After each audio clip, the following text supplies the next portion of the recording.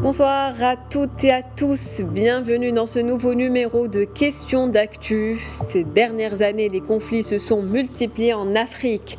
La région du Sahel en particulier subit les assauts de groupes terroristes parmi les plus actifs et les plus meurtriers du monde, tant en attaque qu'en stratégie de recrutement. Comment faire face à l'instabilité de certains pays du continent?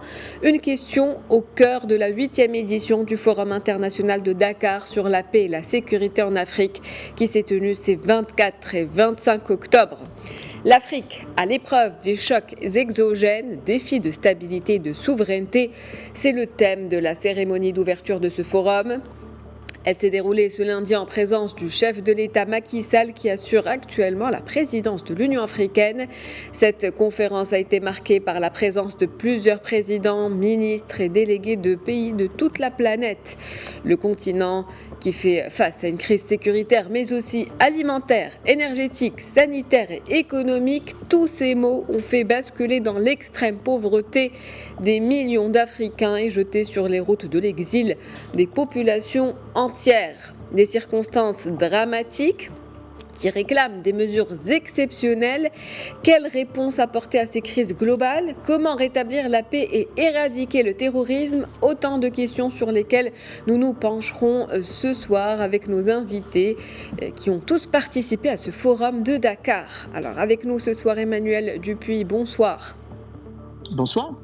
Vous êtes président de l'IPSE, l'Institut Prospective et Sécurité en Europe. Merci d'avoir accepté notre invitation. Également avec nous ce soir, Monsieur Hassan Saoud. Vous êtes expert en stratégie et sécurité. Bonsoir. Bonsoir, madame. Merci d'avoir accepté notre invitation. Alors, on va commencer par essayer de comprendre l'origine du mal. Donc Emmanuel Dupuis, la lutte contre le terrorisme est devenue l'un des principaux enjeux en Afrique et notamment au Sahel. On a l'impression d'être totalement impuissant face à cette gangrène. Comment des populations et des régions entières se retrouvent-elles plongées dans une telle violence ? Écoutez, c'est un petit peu compliqué de répondre à une question qui n'est pas simple, mais en tout cas, peut-être quelques éléments d'appréciation. D'abord, la question du terrorisme ne touche pas que le continent africain, et que d'une certaine façon, ce qui est une réalité sur le continent africain a été une réalité sous d'autres continents. Et je pense notamment en Asie centrale et en Asie du Sud. Cet enquistement de groupes armés terroristes qui profitent de la disparition de l'État ou de l'incapacité des pouvoirs publics à assumer le minimum qu'attendent les populations, c'est-à-dire le défi de la sécurité du quotidien comme la sécurité du long terme.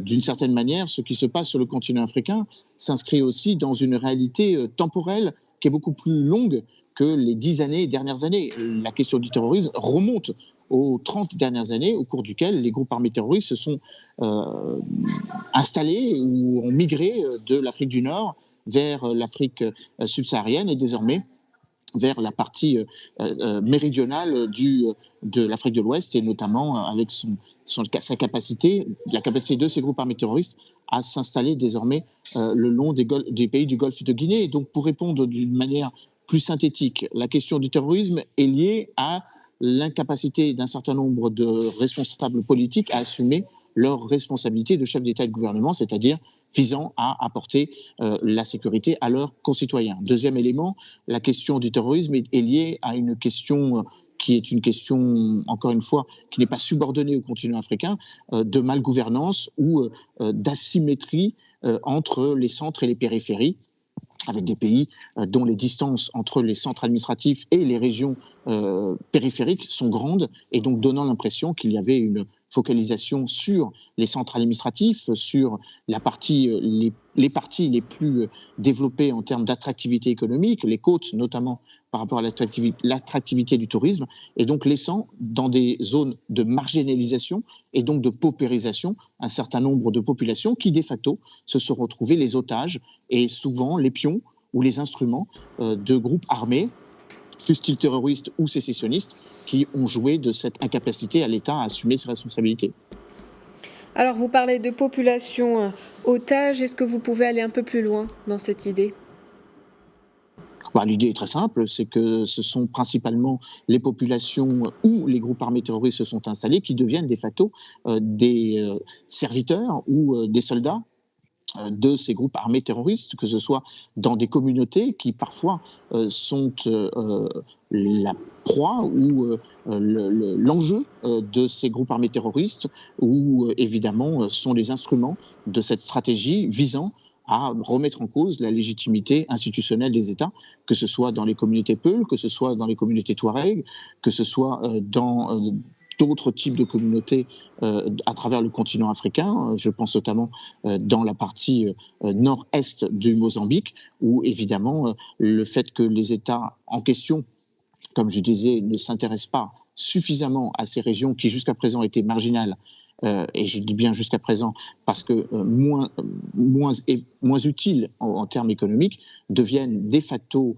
des polarisations ou des centres d'intérêt pour les États en question, parce que ce sont principalement dans ces régions que l'on découvre des éléments vitaux au développement des pays, et notamment pour ce qui est le cas du Cabo Delgado au nord-est du Mozambique, des hydrocarbures, pour ce qui est le cas du Sahel, des exploitations minières, aurifères, qui sont l'enjeu et des groupes armés terroristes et des États qui veulent récupérer ou recouvrer la souveraineté et sur l'exploitation de ces richesses. Alors Hassan Saoud, je m'adresse à vous. L'Afrique aujourd'hui est de plus en plus exposée à des chocs exogènes. On le voit à travers le changement climatique, la pandémie de Covid-19 ou la guerre russo-ukrainienne qui a provoqué une flambée inflationniste. Quelles sont les conséquences de ces chocs extérieurs sur le continent ? Tout d'abord, j'aimerais préciser en ce qui concerne cette 8e édition où la lusophonie a été à l'honneur sur invitation du président Macky Sall, en la personne du président de l'Angola, de la Guinée-Bissau et du Cap-Vert. Le vice-premier ministre de la Guinée-Bissau qui a représenté son président. Pour ce qui est de cette thématique de cette 8e édition, les chocs exogènes, tout le monde fait allusion évidemment à ce que vous venez d'évoquer, la crise ukrainienne, avec toutes ses conséquences sur le plan de la sécurité alimentaire, la sécurité énergétique et certainement la sécurité environnementale. Mais il y a d'abord ce qui est endogène, et c'est ce que tout le monde a remarqué, bien avant ces événements tristes qui se sont ajoutés à ce qui est endogène, à savoir que dans une cartographie, le terrorisme est bien la première menace sur le continent africain, qui est devenu réellement l'épicentre du terrorisme mondial et qui, au fur et à mesure du temps, a évidemment métastasé, malheureusement. Vous avez aussi sur ce continent le problématique de la piraterie dans le golfe de Guinée. Vous avez certainement le trafic des armes, vous avez la traite des êtres humains, et vous avez l'enjeu cybernétique, l'enjeu de cybersécurité. Donc nous sommes en Afrique, et tout le monde en est conscient, nous sommes un laboratoire sécuritaire sur tous les plans. Les conséquences, évidemment, se répercutent sur les populations. Vous avez, quand les États sont absents et quand il y a des zones grises dans des espaces sahariens, les entités terroristes et les acteurs de piraterie, malheureusement, ils se substituent à l'État dans l'encadrement des populations, dans la perception des impôts et dans tous les trafics hybrides. Vous savez, le terrorisme, d'ailleurs, a réussi à nourrir et à pourrir la conflictualité en Afrique. Déjà que nous avons une conflictualité post-indépendance et que malheureusement le terrorisme exacerbe. Et donc nous sommes dans une situation assez complexe, mais il y a une prise de conscience que le terrorisme et toute la criminalité transnationale organisée sont des menaces globales qu'il faut combattre par une stratégie globale, une approche globale et des acteurs globaux. Voilà. Alors, une situation complexe, des menaces globales, vous avez parlé également de zones grises. Maintenant, Emmanuel, pourquoi les réponses multinationales apportées ne fonctionnent-elles plus face à ces crises sécuritaires en Afrique? Qu'est-ce qui a changé? Bon, déjà, je ne serais plus mesuré. Je ne dirais pas qu'elle ne fonctionne pas. Elle fonctionne si on veut bien s'en donner les moyens, et ça dépend évidemment de quoi il s'agit. Évidemment, si vous parlez du multinationalisme ou de la multilatéralité sécuritaire, force est de constater que le temps long prouve à quel point cela n'est pas seulement, ne suffit plus. Si vous prenez la MONUC qui a été transformée en MINUSCO à partir de 1999, vous avez là déjà près de 30 ans de présence de l'ONU, avec évidemment une situation dans l'est du Congo, enfin dans l'est de la République démocratique du Congo, qui n'est pas résorbée. Si l'on prend la MINUSMA au Mali, la MINUSCA en Centrafrique, c'est quasiment 10 ans d'opérations très lourdes qui coûtent énormément d'argent, près de 1 milliard, voire 1,2 milliard d'euros par an pour la mission de stabilisation au Mali, avec des coûts absolument considérables en termes humains, puisque près de 220 casques bleus y ont trouvé la mort. Maintenant, si l'on considère le fait que la situation sécuritaire n'est pas seulement une situation où l'insécurité est le fait de groupes armés, c'est aussi le cas de heurts intercommunautaires, c'est aussi le cas de pays dans lesquels le déraillement démocratique, suite à des coups d'État, vient fragiliser encore plus l'existence même de l'État, voire même sa capacité à produire de la sécurité. Donc je ne dirais pas que l'internationalisation ou le caractère exogène des réponses a failli. Je crois par contre que ce n'est pas la seule réponse à apporter à cette thématique, et que d'une certaine façon, mais c'est un truisme ou une porte ouverte que j'enfonce, on ne peut pas faire jouer à d'autres la responsabilité de ce qui appartient aux États. Ce ne sont pas aux forces armées françaises qui ont opéré à partir de 2013 sous Serval, puis 2014 sous Barkhane, de remplacer les forces armées maliennes ou les forces armées des 4 autres pays du Sahel. Ce ne sont pas évidemment aux casques bleus d'apporter le minimum de stabilité que devraient apporter non seulement les forces armées, mais les forces de sécurité de ces pays. Donc le caractère multidimensionnel et exogène participe de la réponse sécuritaire, mais elle ne peut pas être un élément de substitution. C'est là, je crois, la grande différence avec un certain nombre d'acteurs qui estiment que la réponse sécuritaire étrangère est un palliatif ou un remplacement. C'est un complément, c'est un adjuvant pour permettre la reconstitution de forces armées qui, par ailleurs, ont été affaiblies parce que la souveraineté territoriale a été obérée par ces groupes armés terroristes. Ce fut le cas à partir de 2012 pour le Mali, où on le voit avec le Burkina Faso, où les militaires, d'une certaine façon, sont eux-mêmes aux prises entre eux, avec des différences d'approche de la manière de traiter la question de la lutte contre les groupes armés terroristes. Alors, donc on retiendra que la lutte doit être avant tout nationale, avant la coopération internationale. Donc, à l'ouverture du Forum international de Dakar sur la paix et la sécurité en Afrique, le président en exercice de l'Union africaine a appelé à regarder la réalité en face. Macky Sall a dressé un constat amer. Je le cite, les opérations classiques des Nations Unies ont montré leurs limites. Il faut changer la doctrine des opérations de paix. Fin de citation. Ce sont des mots forts. Si l'ONU n'y peut rien, qui alors peut éradiquer ce fléau? Je m'adresse à vous, Hassan Saoud. C'est vrai que le constat que le président Macky Sall a fait est réel. On n'a pas réussi à éradiquer tout le mal dont souffre notre Afrique parce que les dispositifs opérationnels ne sont plus adaptés. Et là, j'en profite évidemment pour emboîter sur ce qu'a dit Emmanuel, c'est le renforcement capacitaire des systèmes de sécurité dont l'armée. Il a été constaté certainement qu'une armée nationale ne doit pas être fondée sur des critères ethniques, régionaux, tribaux ou claniques.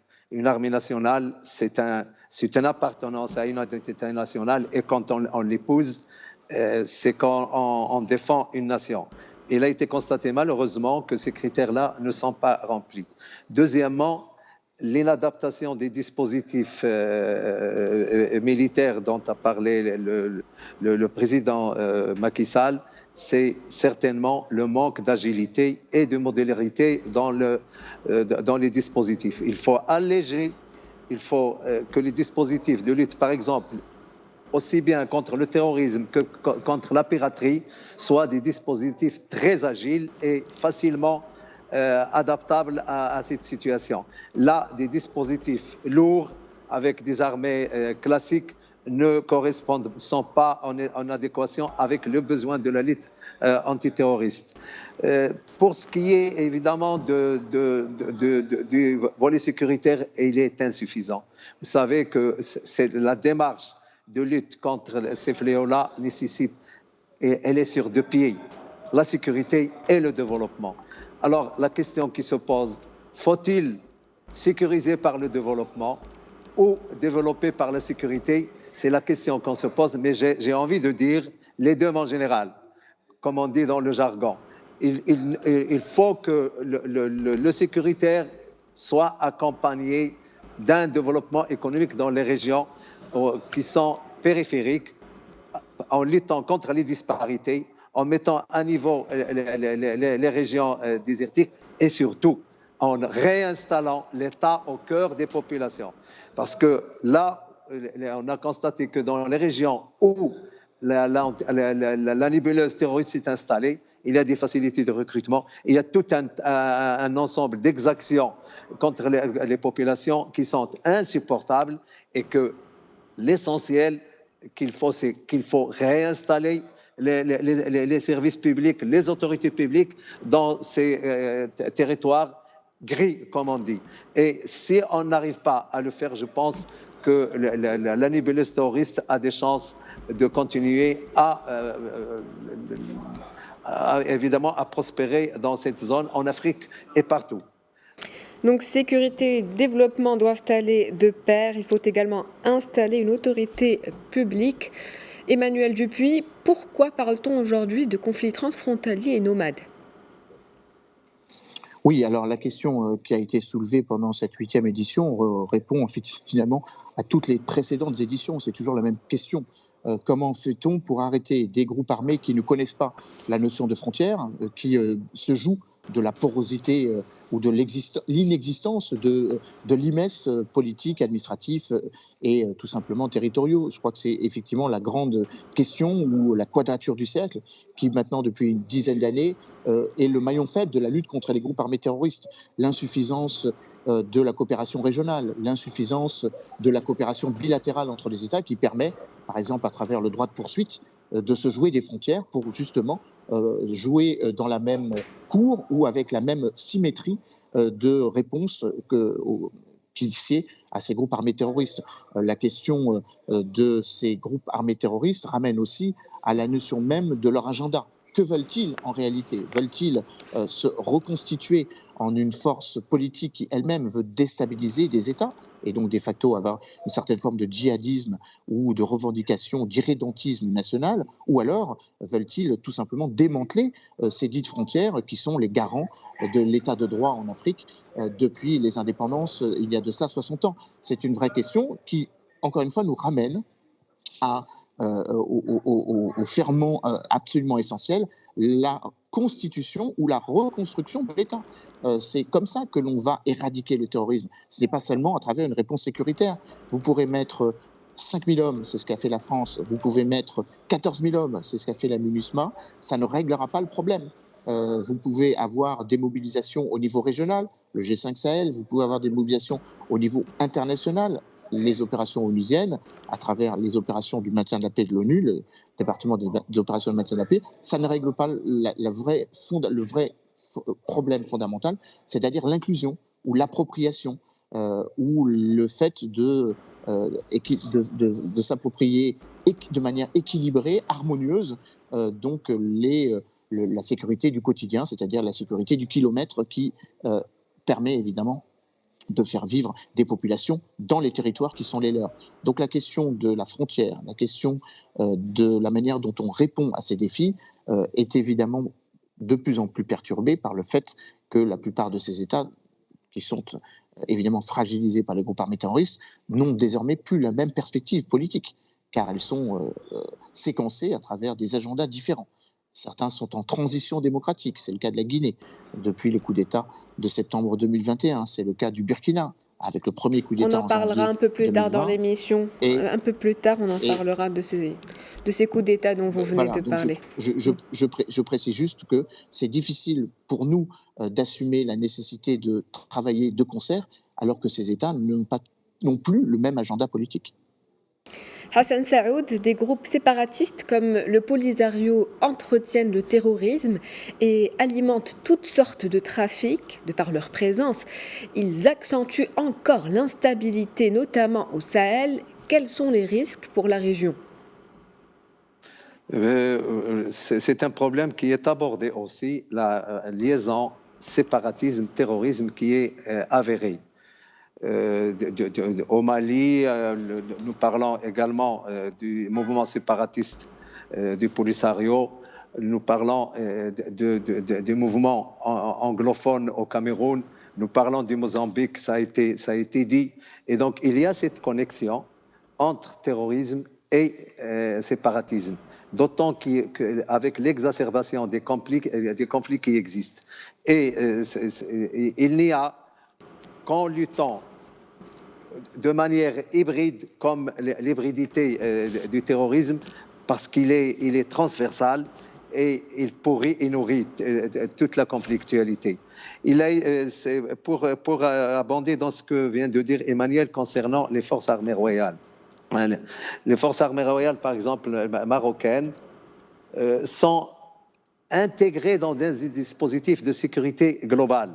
C'est ça qui donne de la puissance à notre action de lutte contre le terrorisme. Et c'est un dispositif qui est quand même salué concernant son caractère multidimensionnel et de décloisonnement des services de sécurité, de renseignement, etc., tout en y ajoutant le côté social qui permet également de lutter efficacement par le biais développement et le biais sécuritaire. Je pense que c'est un modèle qui est assez connu, qui est même loué d'après nos contacts ici avec certains participants, que le modèle marocain est quand même assez efficient et très important.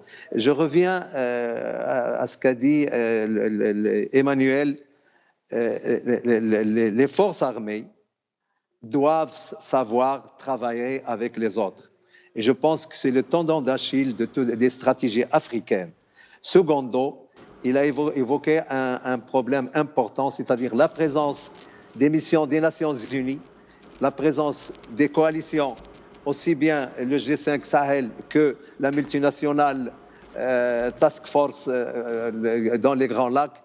Eh bien, il faut que tout ce beau monde-là arrive à travailler ensemble, à coordonner sur le plan des renseignements et des actions.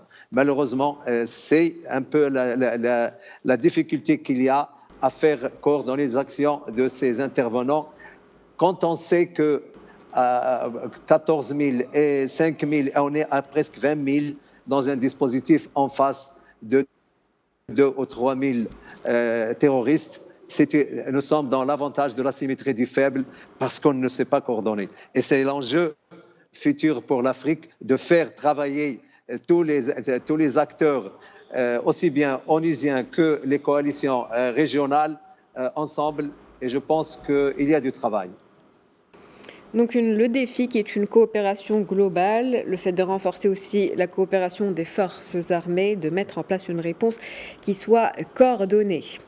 Conséquence de l'expansion du terrorisme et de l'insécurité, les coups d'État se sont multipliés ces derniers mois dans la région du Sahel. On en revient à ce que vous disiez tout à l'heure, Emmanuel Dupuis. Donc au Mali, au Burkina Faso ou encore en Guinée, les militaires ont décidé de reprendre le pouvoir en commençant par mettre un terme aux opérations mises en place dans le cadre de la coopération sécuritaire avec des partenaires traditionnels comme la France. Quelles sont les forces en présence aujourd'hui dans cette région, Emmanuel Dupuis?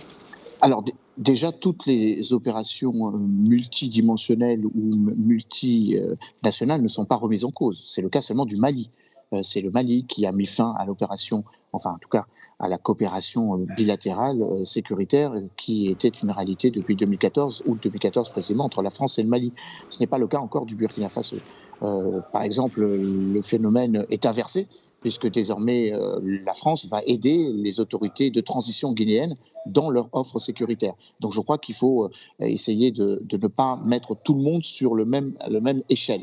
Il y a une particularité malienne qui vise à se débarrasser ou s'être débarrassé de la présence militaire française. C'est une réalité puisque désormais le calendrier a été accéléré l'été dernier avec une plus vive et un plus rapide désengagement français. Ce n'est pas encore une fois le cas ni du Burkina Faso où il y a eu 2 coups d'État en janvier 2020 et le mois dernier, donc qui a mis fin au précédent putsch militaire ou comme je disais en Guinée. Par contre, ce qui est une réalité, c'est qu'il y a une concurrence ou de nouveaux acteurs, une nouvelle forme d'externalité et que les pays qui traditionnellement étaient des acteurs pourvoyeurs de sécurité, les pays dits occidentaux, en tout cas ceux qui s'étaient engagés dès le début dans la lutte contre le terrorisme, la France parmi les premières, mais également la Grande-Bretagne et d'une certaine façon aux États-Unis, sont de plus en plus concurrencés par d'autres offres sécuritaires. Moi, j'y vois une saine concurrence, là où certains y voient une action de déstabilisation. Et je crois que c'est à nous de montrer en quoi nos opérations, qui sont éthiquement plus proches de ce que devrait être le droit de la guerre ou la manière dont on pratique le droit de la guerre dans ces formes hybrides de conflits, comme ça a été rappelé par Hassan, me semble être une réponse beaucoup plus pérenne, beaucoup plus solide que l'externalisation, la privatisation, le recours à des sociétés militaires privées qui ne sont même pas des armées constituées et qui n'arrivent pas avec les mêmes moyens, ou en tout cas pas avec les mêmes objectifs. Le contre-terrorisme n'est pas de la lutte contre le terrorisme. Nous sommes engagés maintenant depuis une dizaine d'années, quand je dis nous, pays de l'Union européenne, sous l'égide d'un mandat, les mandats de l'ONU, qui d'année en année justifie la présence donc de soutien en complémentarité des forces en présence, donc celles qui appartiennent à la MINUSA pour le Mali, celles qui appartiennent à la MINUSCA pour la République centrafricaine et les opérations françaises, que ce soit au Sahel ou désormais un soutien que nous apportons à travers les opérations européennes au Mozambique et au Mali et au Niger, ou comme ça a été évoqué par Hassan de nouveau à travers la force mixte multinationale, que nous contribuons évidemment à être des acteurs, mais pas des acteurs de substitution, comme je l'ai rappelé. Par contre, il est un fait évidemment dont on doit tenir compte, du fait qu'il y a sans doute un agenda nouveau, dont il faut écouter de la part de ces jeunes officiers, de plus en plus jeunes. C'est bien un capitaine, le capitaine Ibrahim Traoré, qui s'est débarrassé d'un aîné, le lieutenant-colonel Paul-Henri Damiba, à 6 mois d'écart. Oui, donc 8 mois d'écart à peu près. Donc Hassan Saoud, les richesses de l'Afrique suscitent beaucoup de convoitises. N'est-ce pas quelque part une guerre à distance entre grandes puissances qui est en train de se jouer en Afrique ? Oui, la réalité, c'est ça. Quand on voit tous les forums qu'on fait avec l'Afrique, Inde-Afrique, Chine-Afrique, Europe-Afrique, Turquie-Afrique, Inde-Afrique, tout le monde est à la ruée vers la Mama Africa, dans un esprit de co-développement, mais c'est surtout pour les richesses de cette zone. C'est un continent convoité, à juste titre par les puissances, et on voit ce combat à distance, notamment Russie, Europe, Turquie, tout le monde y va pour ses intérêts, mais quel est le dividende économique, le dividende stratégique et politique pour l'Afrique? Je ne sais pas. L'Afrique a besoin d'abord d'une stabilité, elle a besoin d'une sécurisation pour pouvoir se développer. Et je pense que la priorité, c'est ça. Et puis, pour revenir à ce que vient de dire Emmanuel, au moment où le terrorisme est en train de métastaser à travers le continent, il y a encore moyen de penser à faire des coups d'État, alors que la noble mission d'une armée nationale, c'est de défendre l'intégrité de son territoire, la population, et de venir au secours d'une population. Là, malheureusement, on a ces réminiscences d'un autre temps qui reviennent, et il est temps de mettre fin d'abord à ce qu'on appelle dans l'acte constitutif de l'Union africaine les actes inconstitutionnels, les changements inconstitutionnels. C'est pour moi un euphémisme de parler des coups d'État, mais il faut les nommer. Et donc, il faut que les institutions sécuritaires, surtout l'institution militaire, reviennent à ses fondamentaux, et en l'espèce, la lutte contre le terrorisme, la lutte contre la piraterie, la lutte contre la cybercriminalité. Et je pense que c'est une noble mission qui est l'essentiel de ces institutions pour que l'Afrique marche mieux. Il faut que les institutions militaires soient subordonnées au pouvoir politique légitime. Donc pour une Afrique plus résiliente, il faudrait des institutions militaires qui reviennent à leurs fondements. C'est ce qu'on retiendra de cette réponse. Le président de l'Union africaine a également appelé à repenser le multilatéralisme lors de ce forum de Dakar.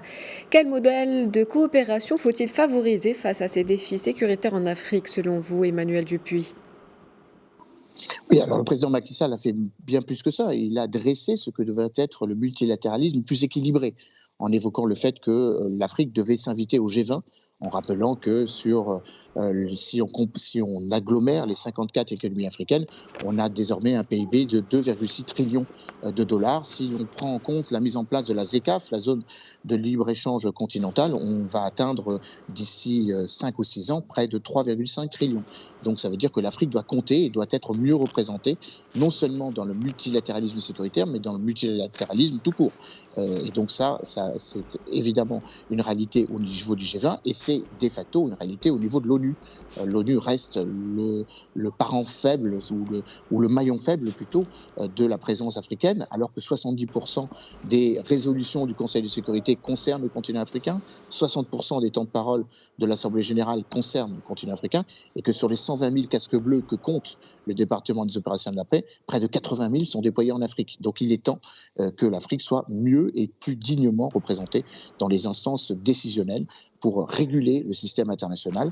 C'est la raison pour laquelle le président Macky Sall a évoqué et rappelé sa détermination en tant que président en exercice de l'Union africaine à veiller à ce qu'il y ait non seulement un, mais peut-être deux sièges permanents du continent africain, eu égard au poids démographique du continent à l'horizon de ce siècle et la fin du siècle précisément, où il y aura près de 4,4 milliards d'habitants sur le continent africain, à peu près autant que sur le continent asiatique, qui lui sera représenté non seulement par les Chine, mais vraisemblablement par un autre pays. Donc je crois que c'est important de lancer cette dynamique, ou de relancer plutôt cet agenda, en s'appuyant sur des partenaires qui sont prêts à aider l'Afrique.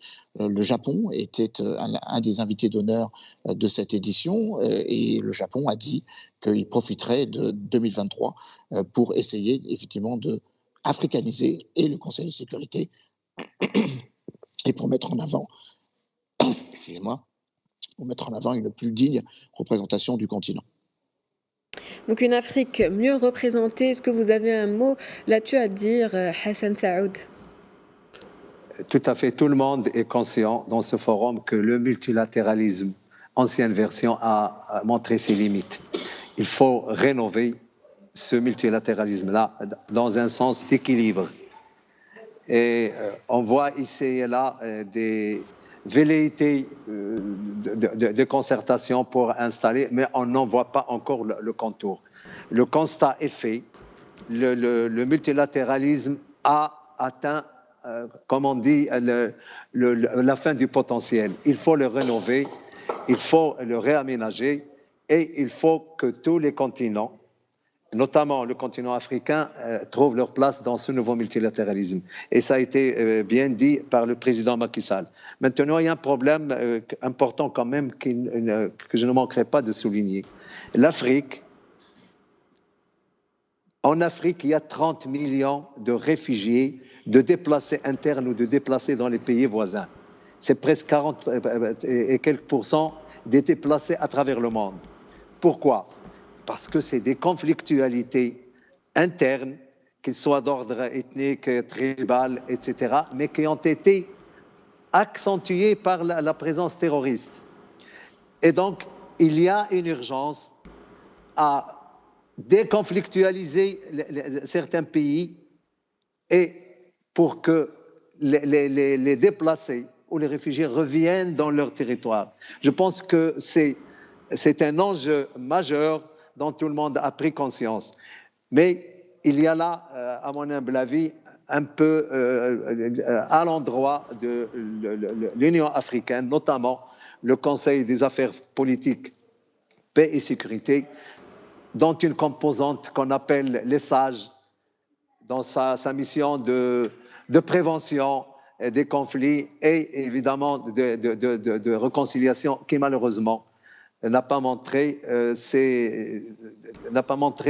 des résultats probants. Secondo, la composante, et on en a parlé, une composante qui s'appelle faire taire les armes en Afrique, qui n'a pas réussi à les faire taire. Au contraire, jamais les armes ne se sont faites entendre en Afrique que maintenant. Et là, il va falloir revoir les stratégies d'approche dans les pays où il y a une conflictualité pour faire taire les armes et atteindre une stabilité. Et sans stabilité, il n'y aura pas de développement. Et sans stabilité, l'Afrique ne sera pas entendue dans le concert des nations.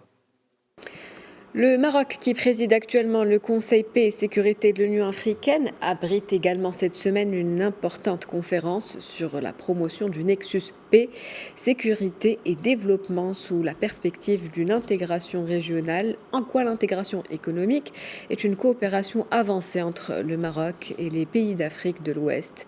Donc comment pourrait-elle contribuer à faire reculer cette menace? Emmanuel Dupuis. Ah, pardon, je croyais que vous posiez la question à Hassan. Écoutez, oui, non, mais évidemment, je ne peux être que d'accord avec cette réalité de ce nexus où l'interconnectivité entre le développement collectif, économique, évidemment, sous-tend le développement individuel de chacun qui en bénéficiera. Je crois que c'est encore une fois un truisme et une évidence. Par contre, c'est important de le rappeler et c'est important de redire quels sont les bons exemples ou quelles sont les bonnes pratiques qui devraient être développées sur le continent africain.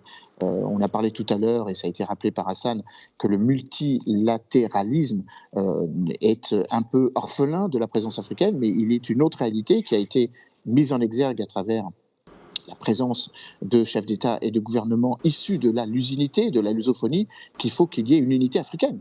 Et c'est surtout ça qui est important. Il faut pouvoir peser sur la scène internationale s'il y a une cohérence, une coordination et une convergence de points de vue. Et ce n'est pas seulement à travers les aires linguistiques, c'est à travers ce tropisme qui fait que dans une aire linguistique ou dans une aire géographique comme l'Afrique de l'Ouest, il y a plusieurs réalités. Il y a plusieurs réalités politiques, il y a plusieurs réalités sociales, il y a plusieurs réalités ethniques, il y a plusieurs réalités et évidemment linguistiques. Et donc je crois que c'est très important d'offrir les mêmes conditions de développement pour chacun des pays. C'est-à-dire qu'il faut développer les grands projets structurants qui jusqu'à présent ont fait défaut au continent africain. Le gazoduc qui relie Lagos à Tanger en est un. Les interconnectivités ferroviaires en sont une autre. La capacité à construire de la résilience économique à travers le développement des ports en eau profonde et de facto la coopération avec les pays enclavés. C'est le cas, évidemment, d'un certain nombre de pays qui, jusqu'à présent, ne bénéficient pas suffisamment de cette interconnectivité au sens propre du terme, biens et marchandises, et évidemment l'interconnectivité avec les personnes, la mobilité des personnes. Je crois qu'il est particulièrement important que le continent européen comprenne que pour faire des affaires avec le continent africain, il faut pouvoir s'appuyer sur des exemples forts ou des réussites économiques sur le continent africain. Et le Maroc offre le meilleur exemple de la manière dont la nouvelle relation a inventé Eurafrique. Il en fut question en février dernier lors de la 6e édition du sommet Union européenne-Union africaine, doit s'appuyer sur des États qui ont cette multilatéralité de leur agenda atlantique, méditerranéen, africain, européen et global. Et le Maroc, encore une fois, est un exemple absolument déterminant. C'est, je crois d'ailleurs, pour ça que le nouveau projet européen du Global Gateway mettra beaucoup de détermination à s'appuyer sur ces piédestal ou cette premier étage d'une fusée qui évidemment permettra au continent européen d'agir en interconnexion avec le continent africain. Donc le Maroc, un exemple à suivre. J'aimerais connaître aussi votre avis, Hassan Saoud, sur justement cette réponse qui peut être apportée par une coopération entre le Maroc et la CEDEAO. Votre point de vue là-dessus? Il faut d'abord préciser quelque chose qu'au niveau intégration, puisque vous en avez parlé, l'Afrique est le pays et le continent où les régions sont les moins intégrées entre elles, avec une différenciation selon les communautés économiques régionales. Il y a un effort à faire sur le plan des infrastructures terrestres, maritimes surtout. Vous savez, l'Atlantique, l'Afrique atlantique est un élément d'intégration important. Encore faut-il coordonner et créer les conditions pour que ça fonctionne. Le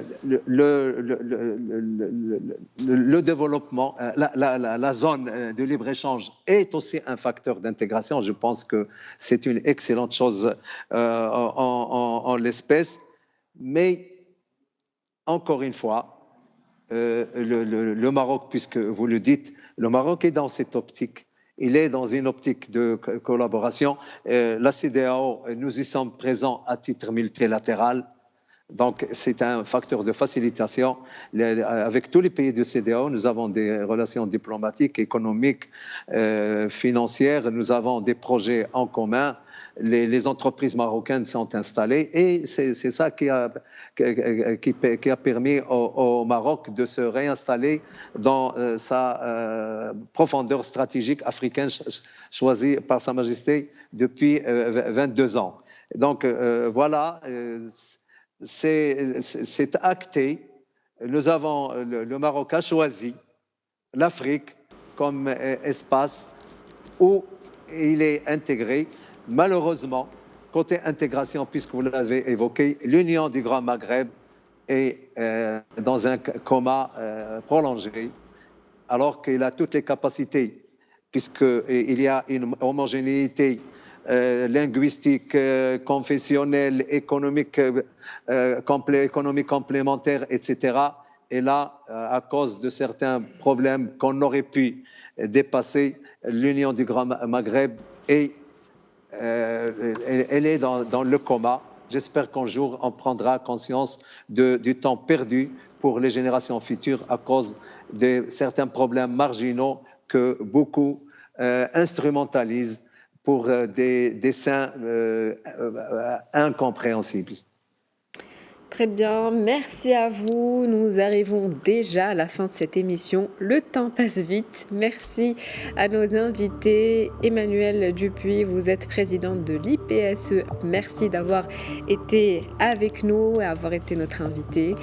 Donc également Hassan Saoud, qui, je le rappelle, vous êtes expert en stratégie et en sécurité. Merci à tous les deux d'avoir accepté notre invitation. Merci beaucoup. Bonsoir.